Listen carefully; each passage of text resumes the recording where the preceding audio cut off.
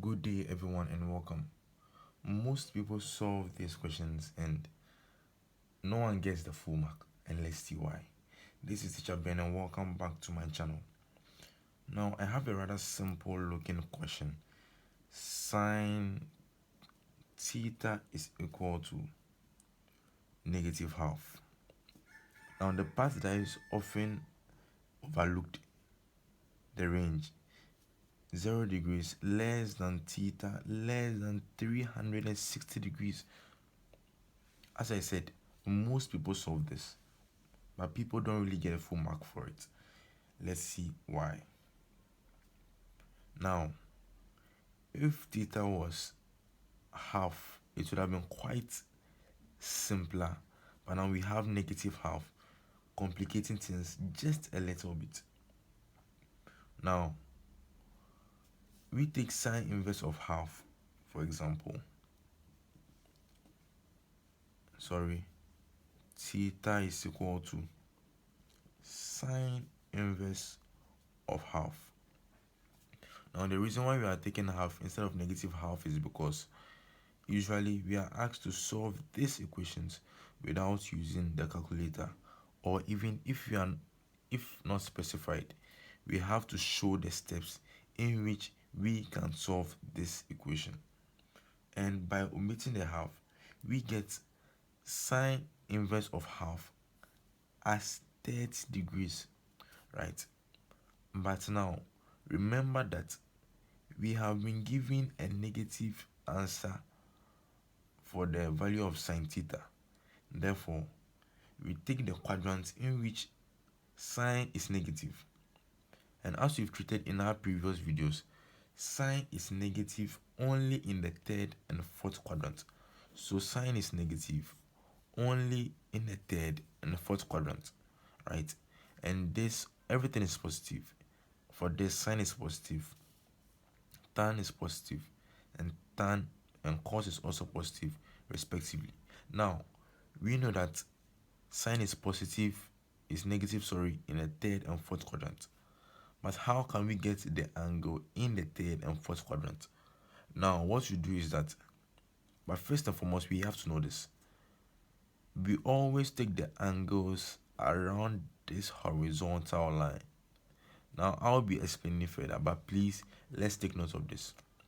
Now, 30 degrees in the third and fourth quadrant. How do we get the angle? Since it's in the third quadrant and we measure around this horizontal line, we draw a diagonal line and label these degrees to the horizontal 30 degrees. Now, how do we read this angle? Now, we take the angle from 0 degrees. Let's label it 0 degrees. 90, 270, and of course 360, right? So we take the angle from this direction to this direction. So each of these segments is 90 degrees. So two of these gives us 180 degrees plus 30, giving us the value as 210. And we are not yet done. Let's take the fourth quadrant. Remember, we always take our reading around the horizontal line, right? So 30 degrees again. Similarly, we take the angle from this direction to this direction, right? Once we reach the line, we stop measuring. So now 90 plus 90 plus 90 gives us 270 degrees. But let's watch this. This is 60 degrees, right? And we are measuring the angle around this line. Therefore, we added 260 degrees to the 60 degrees, and of course 270 to the 60 degrees, and of course this gives us 330 degrees. So 330 degrees is our next answer, and this is our final answer for this question. I hope you all got that. We are going to solve one more example.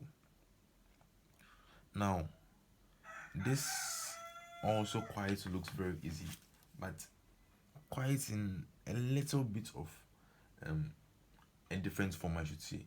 Now let's take sine square x is equal to 0.75. Now the first step is that we have to try to express this in forms in which we can get different expressions from it, because remember, no one everyone knows that you can punch this on your calculator to get an answer, but the steps that really fetch the marks, right? So let's solve this in steps. Now, taking the square root of both sides of the equation, first let me write the equation again. We obtain sine of x is equal to, now this is the interesting part, we can express sine of 0.75 as 3 over 4, right? 3 over 4 gives us this by observation. Now, over here, we are taking the root of the entire expression, 3 on 4. And this is, of course, equal to root 3 on 2. Now, I know this looks very familiar, but one thing we have to take note is this: the plus or the minus. That's very important, because taking the root of a square, we obtain plus or minus, and this is actually very and the most important part of this question actually. So instead of this, we get plus or minus root 3 on 2,